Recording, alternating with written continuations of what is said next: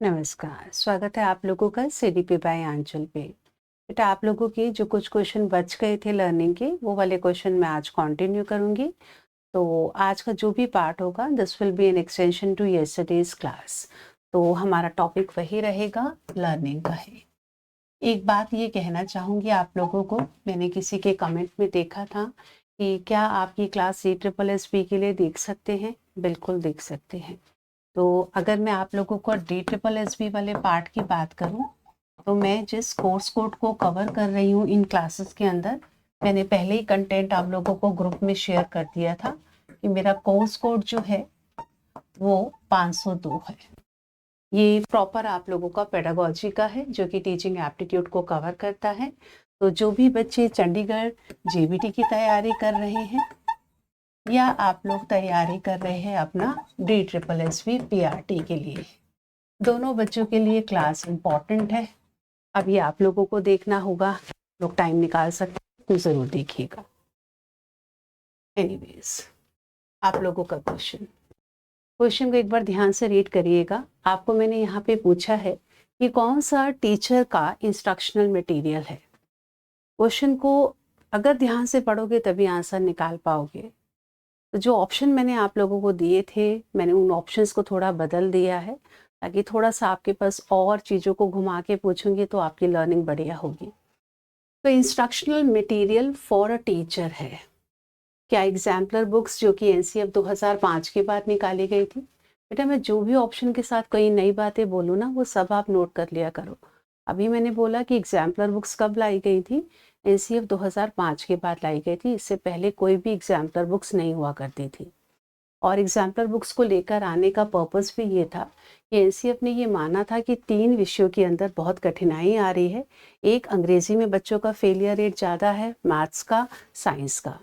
English वाले को 3 language formula के साथ मल्टीलिंगुअलिज्म में उस चीज़ को एडजस्ट करने की कोशिश की गई। दूसरा जो मैथ्स और साइंस था उनके लिए स्पेशली एग्जाम्पलर बुक्स को निकाला गया था। ठीक है, अब आ जाते हैं क्वेश्चन के ऊपर। अगला ऑप्शन मैंने दिया है कि blended learning based instructional design. तीसरा है आप लोगों का टेक्स्ट बुक और चौथा है आप लोगों का मॉक टेस्ट। यहाँ पर क्वेश्चन का आंसर आप लोगों का बन जाएगा बी वाला, जो कि आप लोगों का ब्लेंडेड लर्निंग इंस्ट्रक्शनल डिज़ाइन को लेकर है। क्योंकि ये वाला हम टीचर को इंस्ट्रक्शन के लिए दे रहे हैं कि अगर हम NEP 2020 के अकॉर्डिंग चले and if we really want to cope up with the demands of changing times or we want to prepare the children for 21st century skills, तो हमारे को लर्निंग जिस रूप में होती है उस लर्निंग में टेक्नोलॉजी का इस्तेमाल करना होगा। हमारे को blended learning, flip learning, hybrid learning, इन सबको लेके चलना होगा। अब टीचर्स जो है वो अपने पुराने तरीके के ट्रेडिशनल मेथड से पढ़ा रही है आज भी। तो उन चीज़ों को देखते हुए अब NCERT अपने लेवल पर डेली वेबिनार होता है, उसके ऊपर टीचर्स को मिश्रित अधिगम, हम हिंदी में कहते हैं, ऑनलाइन मिश्रित अधिगम के डेली वीडियोस डाले जाते हैं। इन वीडियोस का ताल्लुक टीचर्स के लिए है कि टीचर्स किस प्रकार टेक्नोलॉजी का सही रूप में इस्तेमाल करें ताकि वो अपना इंस्ट्रक्शनल डिज़ाइन, यानी कि जो आपका लेसन प्लान है जिसके माध्यम से आप इंस्ट्रक्शनल डिज़ाइन को तैयार करते हो, उसमें हम कैसे टेक्नोलॉजी को एक सूटेबल प्लेस देके लर्निंग को, अधिगम को ज़्यादा से ज़्यादा मैक्सिमाइज कर पाए। तो ये टीचर के लिए इंस्ट्रक्शनल मटेरियल है और जो बाकी वाले हैं वो लर्नर के लिए इंस्ट्रक्शनल मटेरियल है जो टीचर इस्तेमाल करती है। तो यहाँ पे आंसर आप लोगों का बनेगा option number B. Next question, इसमें मैंने दिया है कि मान लीजिए अगर एक टीचर अपनी क्लास में कंसेप्ट्स को इस प्रकार लेके चलती है कि वो उस कंसेप्ट्स में एक हायरार्की को मेंटेन करती है कि पहले मुझे कौन सा कंसेप्ट कराना है और बाद में कौन सा कराना है। छोटे बच्चों की बात करें भाई, अगर हमने एडिशन कराया है तो फिर सब्ट्रैक्शन कराया है, मल्टीप्लिकेशन कराया, डिवीजन कराया। ऐसा तो नहीं ना कि एडिशन के बाद आप डिवीजन करा दोगे। तो आप अगर इस प्रकार से कंसेप्ट्स को लेकर चलते हो कि you deliberately follow an order to teach concepts to children, तो आप उस समय लर्निंग के कौन से फैक्टर को मद्देनजर रख के चल रहे हैं। तो जब आपने कंसेप्ट्स को एक ऑर्डर में लगाया, इसका मतलब आप मान के चल रहे हैं कि बच्चों का एज के साथ जो मेच्योरिटी लेवल है उसके अकॉर्डिंगली ही हमें कंसेप्ट्स को बच्चों को कराना है। तो फैक्टर्स आप लोगों को मैंने दे रखा है, मेच्योरिटी है, मोटिवेशन है, सेल्फ कंसेप्ट है, या आप लोगों का एटीट्यूड है। तो यहाँ पे आंसर आप लोगों का बन जाएगा मेच्योरिटी, क्योंकि मेच्योरिटी आप लोगों की एज के साथ ही आएगी। जब बच्चे मेच्योर हो जाएंगे फिर आराम से आप बच्चों के कंसेप्ट्स के साथ साथ आप उस टॉपिक को, उस सब्जेक्ट को किस प्रकार ग्रेडेड करना शुरू कर देंगे। छोटे बच्चों को मैथ आते हैं और 11 साल की जब उम्र हो जाती है, जब हम पियाजे का भी अगर सिद्धांत को लेकर चले, अमूर्त चिंतन आ जाएगा, एब्स्ट्रैक्ट रीजनिंग आएगी, तो अर्थमेटिक से बच्चों को अलजेब्रा पर ले आएंगे। तो आंसर आप लोगों का ए बन गया। अगला क्वेश्चन है कि कौन सा स्टेटमेंट लर्निंग के रिगार्डिंग ठीक है। अब तो आप लोगों को काफी पता चल चुका होगा। पहला वाला मैं कहती हूँ कि अगर हमारे पास बहुत सारे लर्निंग रिसोर्सेस है, आपके क्लासरूम में हम बहुत सारे लर्निंग रिसोर्सेस का इस्तेमाल करते हैं ताकि एक अच्छा कंड्यूसिव लर्निंग एनवायरनमेंट हम क्रिएट कर पाए, तो उसके अकॉर्डिंगली हमारे लिए क्या स्टेटमेंट ठीक है। फीडबैक का बहुत कम रोल होता है लर्निंग को एनहांस करने में, बढ़ाने में। टीचर यहाँ पे बहुत इंपॉर्टेंट होता है क्योंकि सारी इंस्ट्रक्शन तो टीचर ही प्रोवाइड करता है। तो teacher is like a says on the sage.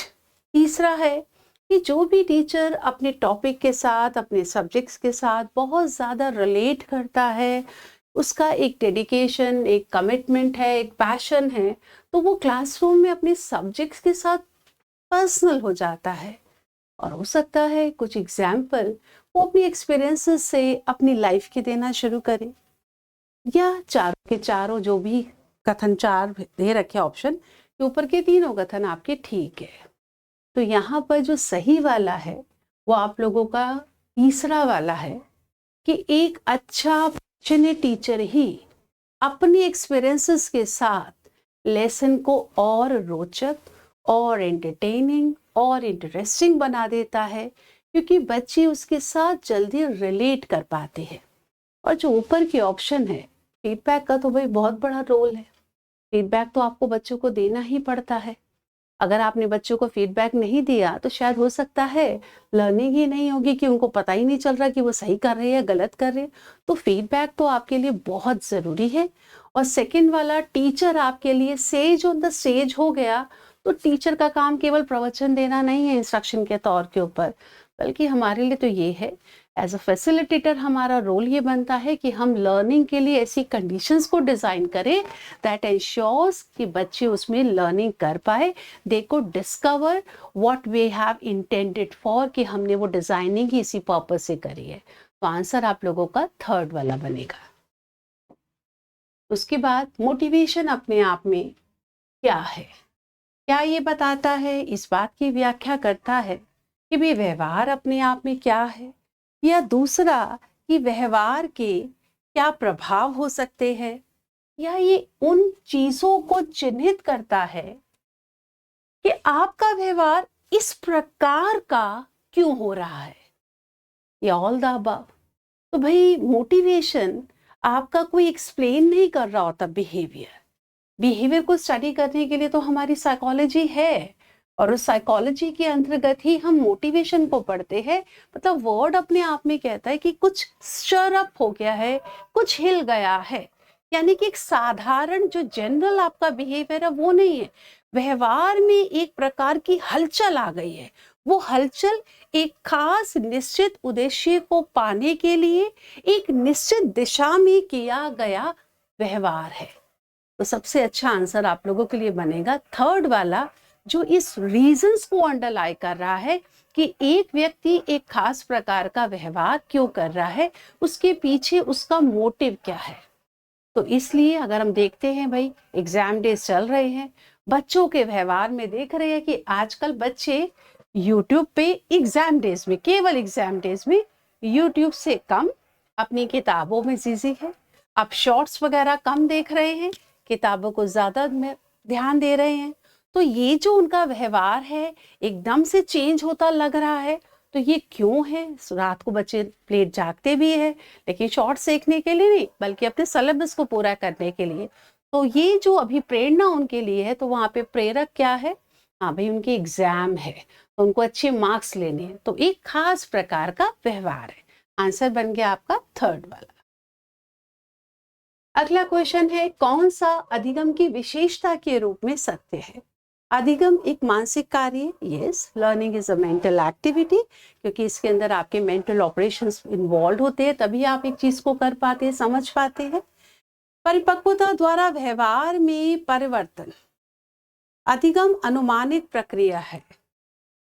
एक मिनट, इस क्वेश्चन को एक बार मैं दोबारा रीड करना चाहूंगी। अधिगम एक मानसिक प्रक्रिया है, काफी हद तक ठीक है। कॉग्निटिविज्म को लेकर चलेंगे तो लर्निंग सच में एक मेंटल एक्टिविटी होगी। मैच्योरिटी रिलेटेड चेंजेस तो हम अधिगम में लेकर नहीं चलते, तो सेकंड वाला नहीं बन पाएगा। अधिगम आपकी एक अनुमानित प्रक्रिया है और ये निष्पादन से भिन्न है। अनुभवों द्वारा व्यवहार में आने वाला अस्थायी परिवर्तन, ये वाला वर्ड ऑब्जेक्शनेबल हो गया, ये वाला आंसर नहीं बन पाया। अधिगम एक मानसिक प्रक्रिया है, सही होता अगर हम कॉग्निटिविज्म की बात करते, पर अगर हम बाकी चीजों में देखते हैं जहां पर केवल आप लोगों का स्किल पर आपकी मानसिक गतिविधियों को लेकर नहीं है, आपका अफेक्टिव वाला है, जहां पर आप वैल्यूज की बात करते हैं, तो वहां पर भी ये आपका मेंटल एक्टिविटी नहीं बन पाएगा। तो पहला वाला कॉग्निटिविज्म के कंटेक्स्ट में ठीक होता, लेकिन यहाँ पर तो हमें इन जनरल बताना है, ये भी गलत हो गया। आंसर बन गया सी वाला। सी वाला क्यों बना है और किन्होंने कहा? ये बात बेंड्यूरा ने अपनी सोशल लर्निंग थ्योरी में कहा, जिसको बाद में सोशल कॉग्निटिव लर्निंग थ्योरी माना गया। इन्होंने ये कहा कि जब उन्होंने अपने ऑब्जर्वेशनल लर्निंग के स्टेप दिए, अटेंशन है, रिटेंशन है, उसके बाद इमिटेशन है, और आखिरी में उन्होंने रेनफोर्समेंट दिया कि पहले ध्यान होगा, फिर धारण करना होगा, फिर उसके बाद अनुकरण होगा, और आखिरी में पुनर्बलन होगा। जहां तक हम अगर देखें केवल इमिटेशन या अनुकरण तक लेके, तो वहां तक तो बच्चे ने जो भी देखा, जो भी उसको सीख कर धारण किया और उस चीज को पूरी की पूरी तरह हूबहू उस चीज को करके दिखा दिया। इमिटेशन तक वो है। तो इमिटेशन अपने आप में वो कहते हैं परफॉर्मेंस है, कि आपने एक एक्ट को परफॉर्म कर दिया। पर उसको लर्निंग बनाने के लिए जब तक हम उसको रेनफोर्समेंट नहीं देते, तो उस रिस्पॉन्स का जो कि इमिटेशन के द्वारा आ रहा है वो बलित नहीं हो पाएगा। तो इनका ये मानना था कि जो इमिटेशन तक है वो तो केवल आपकी परफॉर्मेंस है, लेकिन अगर ये लर्निंग होगी तो जो हमने पहले कहा कि आपके व्यवहार में जो भी परिवर्तन आ रहा है, change that has come in your behaviour has some degree of permanency, तो वो तो तभी आएगा ना जब उस इमिटेटिंग बिहेवियर को आपने रेनफोर्स किया, तो वही व्यवहार बच्चे का धीरे धीरे बिल्कुल ही इंटरनलाइज वो उस व्यवहार को करने लग गया और वो व्यवहार अपने आप में स्ट्रेंथन हो गया। तो इसीलिए यहाँ पे सही आंसर माना जाएगा ऑप्शन नंबर सी वाला। किसके आधार पे सबसे अच्छा ये कहा गया है? तो बेंड्यूरा। नेक्स्ट, कौन सा शिक्षण प्रक्रिया के अंग है? तो शिक्षण प्रक्रिया जिसके अंदर हम पूरी तरह से अगर बात कहें तो हम एजुकेशन को लेकर चल रहे हैं, जिसमें आपका मेन काम ही यही है कि आप किस तरीके से बच्चे को, जो आपका वर्ड है ना, एजुसियर है, एजुकेयर है, एजुकेटम है, उसी चीज को लेकर है। तो इसके 3 अंगों में आपका मेन क्या क्या आएगा? तो यहाँ पे मेन है, एक आपका लर्नर होगा, एक आपका टीचर होगा और एक आप लोगों का करिकुलम होगा। तो आंसर आप लोगों का बन जाएगा यहाँ पे बी वाला। यहाँ पर क्या चीज है? पहले वाले में लर्नर वाला पॉइंट आपका मिसिंग है, आंसर नहीं बन पाएगा। लर्नर यहाँ पर है, लर्नर है, लेकिन समाज, समाज तो हमारे लिए किस रूप में है कि जब हम देखते हैं कि अगर हमें अपना करिकुलम बनाना है तो वहां पर सोसाइटी की नीड्स के अकॉर्डिंगली हम करिकुलम के अंदर उसको एक आधार मानकर चलते हैं। तो हमारे को समाज की ज़रूरतों को ध्यान में रखते हुए करिकुलम को डिज़ाइन करना पड़ता है, तो समाज नहीं बनेगा। शिक्षक है, समाज है, पाठ्यक्रम है, तो समाज की जगह यहाँ पर हमारे पास शिक्षार्थी होता। तो आंसर आप लोगों का बन गया बी वाला। उसके बाद मैंने क्वेश्चन दिया है कि कौन सा वो प्रिंसिपल है जो ये कहता है बेस्ट लर्निंग तब होती है जब टीचर बच्चों के अंदर एक आग को पैदा कर दे कि वो सीखने के लिए बिल्कुल तैयार हो जाए, उन मनोदशा को कुछ ऐसा कर दे कि बच्चे को लगे मुझे सीखना है। शायद आज यही चीज हमारे लिए लैकिंग है कि हम उन बच्चों में वो इंटरेस्ट को अराउज नहीं कर पाते। तो वो जो इंटरेस्ट वाली बात है, जो एक फीलिंग साइड ऑफ अटेंशन है, तो उसको अराउज कर लिया तो कहते हैं ना half the battle is one, आधा तो आप वहीं जीत जाते हैं। तो उसमें कौन सा प्रिंसिपल लगेगा? मोटिवेशन का है, स्टिमुलेशन का है, एसोसिएशन का है, गोल सेटिंग है। अगर आप यहाँ पर फंसे भी हो तो आपको दो ऑप्शन बहुत नजदीक बनते हैं कि क्या आप मोटिवेट कर गए हैं या आप स्टिमुलेट कर गए हैं। आंसर आप लोगों का यहाँ पर बनेगा बी वाला, principle of stimulation. Principle of stimulation क्यों दे रही हूँ यहाँ पर आंसर? ये क्वेश्चन इस चीज को लेकर है कि how do you make your learner ready to learn. और अगर आप वो रेडीनेस बच्चे में लेकर आ जाते हो तो आपने बच्चे को स्टिमुलेट कर दिया है। मोटिवेशन जो है वो अपने आप में एक इंटरनल स्टेट ऑफ अफेयर्स है कि अंदर से आपको कुछ लगने लगता है कि मुझे कुछ करना है। हाँ, your motive could be either external और इंटरनल, लेकिन वो मोटिवेशन अंदर से आप लोगों का एक फिजियोलॉजिकल प्रोसेस में ही आपके बदलाव आने शुरू हो जाते हैं। पर यहाँ पर हम कह रहे हैं कि टीचर आपको तैयार कर दे कि आप सीख पाए। काफी हद तक ये बात थॉर्नडाइक के लॉ ऑफ रेडीनेस को लेकर है कि अगर आपने बच्चों को स्टिमुलेट कर दिया, अगर आपने उसको कर दिया तो बच्चे खुद ब खुद अटेंशन देने को तैयार हो जाएंगे। तो आंसर आपका बना बी वाला। अगला नॉन रिफ्लेक्टिव लेवल। बेटा मैंने यहाँ लिखा है लर्निंग, एक्चुअली ये आप लोगों के लेवल्स ऑफ टीचिंग जब आप लेकर चलोगे ना तब आपको समझ में आएगा। मेमोरी लेवल है आपका, अंडरस्टैंडिंग लेवल है, या आपका रिफ्लेक्टिव लेवल है, या ऑटोनॉमस लेवल है। 4 लेवल है आप लोगों के टीचिंग के। तो इसके ऊपर क्वेश्चन पहले भी चंडीगढ़ वाले पेपर में भी पूछा गया है, 19 में शायद पूछा गया है। बाकी आप लोगों के लिए DSSB PRT में लेवल्स ऑफ टीचिंग दे ही नहीं रखे, बट जब 2017 तक का टाइम होता था तो तब उसमें भी इस प्रकार के क्वेश्चन। तो जहाँ पे नॉन रिफ्लेक्टिव है इसका मतलब ये है कि आपकी इन्वॉल्वमेंट नहीं है। अगर टीचर एक रिफ्लेक्टिव प्रैक्टिशनर की तरह होगा तो वो टीचर तो पढ़ाने के बाद भी चिंतन मनन करेगा कि मैंने जो भी क्लास में पढ़ाया, बच्चों ने अपने जो भी डाउट रखे, उसके लिए मैं अच्छे से अच्छा क्या बढ़िया करती एक्टिविटी कि बच्चों के डाउट का, कंफ्यूजन का कोई स्कोप ही ना रहता, या मैंने इस चीज को किस रूप में करा होता। यानी कि once your teaching act is over, you still think about that act because your intention is to improve your teaching.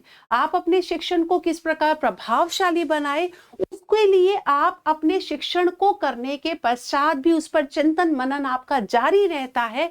तो इसका मतलब है कि आप एक रिफ्लेक्टिव टीचर है। तो ये कह रहा है कि नॉन रिफ्लेक्टिव लर्निंग वो तो आपको कहां पर मिलेगी?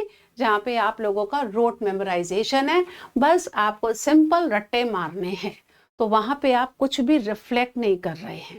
ठीक है, तो आंसर आप लोगों का बन जाएगा सी वाला। यहाँ पर ऐसा कुछ भी नहीं है कि आपकी इमोशंस इन्वॉल्व है फिजिकल लर्निंग के तौर के ऊपर, आप कोई मोटर लर्निंग या कोई पेशीय क्रिया कर रहे हैं या आप किसी रूप में अनुकरण कर रहे हैं। अगला है, ये क्वेश्चन मैंने हूबहू आपका लाइनों से बनाया हुआ क्वेश्चन है और किसी अच्छे लेवल के एग्जाम में वहीं से आया है। और अगर जो भी क्वेश्चंस मैं करा रही हूँ, अगर आप लोग सुन रहे होंगे, देखेंगे, तो इन क्वेश्चंस को आप करिएगा, रट्टा नहीं लगाना, सबको समझने की कोशिश करना।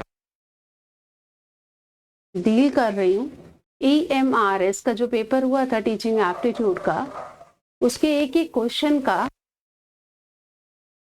वो कौन से पन्ने हैं उनका मैं स्क्रीनशॉट भी आप लोगों के साथ शेयर कर दूंगी। तो जो भी क्वेश्चंस हो आप उससे समझने की कोशिश करना। मैंने क्वेश्चन में दिया है कि एक इंसान, एक बच्चा बड़े ही अच्छे तरीके से एक प्रॉब्लम को सॉल्व कर रहा है।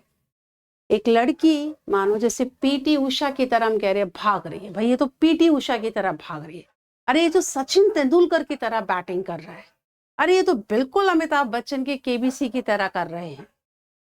तो जब आप इस तरीके का किसी बच्चे के इमिटेशन पर इस तरह के कमेंट या कॉम्प्लीमेंट उस बच्चे को देते हैं, तो शिक्षक किस चीज का इस्तेमाल कर रहा है?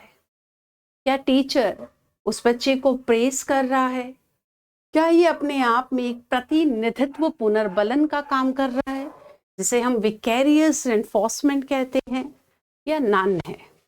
तो यहाँ आंसर बनेगा टीचर यहाँ पे बच्चे को एक संतोषजनक परिणाम के तौर पर उसको कहीं ना कहीं वो प्रेज कर रहे हैं। बल्कि ये वाला जो आपका सी वाला बन रहा है, तो यहाँ पे सी वाला बनेगा। अब सेटिस्फाइंग रिजल्ट का मतलब क्या होता है? संतोषजनक का मतलब ये है जब बच्चे को लगता है कि उसने जो भी अभ्यास किया और उस अभ्यास का एक सकारात्मक परिणाम लेगा, जो कि हमारे थॉर्नडाइक के थर्ड लॉ में आता है। तो यहाँ पे ऐसा नहीं है कि एस और आर के कनेक्शन को इसलिए मॉडिफाई कर दिया गया क्योंकि उसका परिणाम सकारात्मक था, संतोषजनक था और आपको पुरस्कृत किया गया। तो यहाँ पे मैंने अभ्यास के फलस्वरूप एस और आर की मध्यस्थता को या एस और आर के संबंध को मजबूत होता हुआ ऐसा कुछ भी नहीं लिखा। मैंने सिर्फ लिखा कि देखो वो ऐसे कर रहा है। इसका मतलब जो भी इमिटेशन किया गया है बच्चे के द्वारा और उसने उस काम को अच्छा किया है, तो हम उस बच्चे को रिमार्क के तौर के ऊपर प्रेज कर रहे हैं। हम उसको एक खास सेलिब्रिटी के साथ कंपेयर करते हुए बता रहे हैं, ताकि उस बच्चे को लग रहा है कि मैंने जो भी इमिटेट किया है वो मैंने बहुत अच्छे से करा है। उस बच्चे को एक सेल्फ एफिकेसी, एक आत्म प्रभाविकता की फीलिंग आ रही है। तो हमने उस बच्चे को दिया है प्रेज और एक डायरेक्ट रिवॉर्ड। और चौथा मैंने यहाँ पे नन लिखा है, बल्कि अगर मैं इसके ऊपर विकेरियस एनफोर्समेंट डालूं या प्रतिनिधित्व पुनर्बलन डालूं तो वो भी एक अच्छा ऑप्शन बन सकता है। और वो जो विचित्र पुनर्बलन होता है वो तब होता है जब आपको रिवॉर्ड नहीं मिलता। जब आप एक स्थिति में देखते हैं कि उस व्यक्ति ने एग्जाम की तैयारी इस प्रकार करी, जैसे वो पिक्चर आ रही है ना, आपकी शायद ये आ चुकी है 12वीं फेल का, तो उसको देखकर अगर बाकी लोगों के मन में ये आए कि भैया अगर हम कभी फेल हुए तो इसका मतलब ये नहीं है कि हम काबिल नहीं हैं, हम भी कर सकते हैं, तो आप उसको देखकर प्रभावित हुए और उसके बाद आपने वैसा करने की ठान ली कि अगर भले ही हम 10वीं फेल है, 12वीं फेल है, लेकिन अब तो यूपीएससी हम निकाल डालेंगे। तो वो अपने आप में कहलाता है विकेरियस एनफोर्समेंट, कि आपको खुद ब खुद कुछ नहीं मिला है, पर दूसरे के प्रयासों ने दूसरे को कुछ दिया और उससे आप प्रभावित हुए। उस केस में ये बन जाता है विचित्र पुनर्बलन, या उसे हम कहते हैं प्रतिनिधित्व पुनर्बलन, और इंग्लिश में कहते हैं इनडायरेक्ट रेनफोर्समेंट या विकेरियस रेनफोर्समेंट। तो आंसर आप लोगों का मिलेगा यहाँ पे उसको खुद एक रेनफोर्समेंट तारीफ के तौर के ऊपर मिल रहा है कि वो उस सेलिब्रिटी का नाम आपने उसको दे दिया है। Next question, computer assisted instruction किसके ऊपर है? तो बेटा जो भी आपका CAI या CAL call, computer assisted learning का हो, दोनों एक ही बात कह रहे हैं।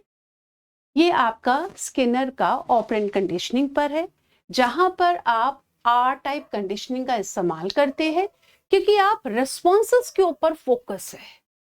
तो जहां पर आप रिस्पॉन्सेस के ऊपर फोकस है वहां पे आपकी R टाइप स्किनर की कंडीशनिंग है। और आपको पता है कि इस प्रकार की प्रोग्राम लर्निंग जिसको स्किनर लेकर आए, जो लीनियर वाली प्रोग्राम लर्निंग, जो रैखिक वाला आप लोगों का प्रोग्राम लर्निंग कहलाता है, रैखिक अभिक्रमिक अनुदेशन कहलाता है, उसके अंदर इसी चीज को इस्तेमाल किया जाता है कि एक जटिल जो भी अवधारणा है उसको सरल भागों में तोड़ा जाता है। A complex topic is broken into smaller simple units, और उसमें बच्चे की पेस के अकॉर्डिंगली इमीडिएटली बच्चे को फीडबैक मिलता रहता है ताकि बच्चा खुद को सेल्फ इवैल्यूएट कर देता जाता है। These are basic principles of program learning.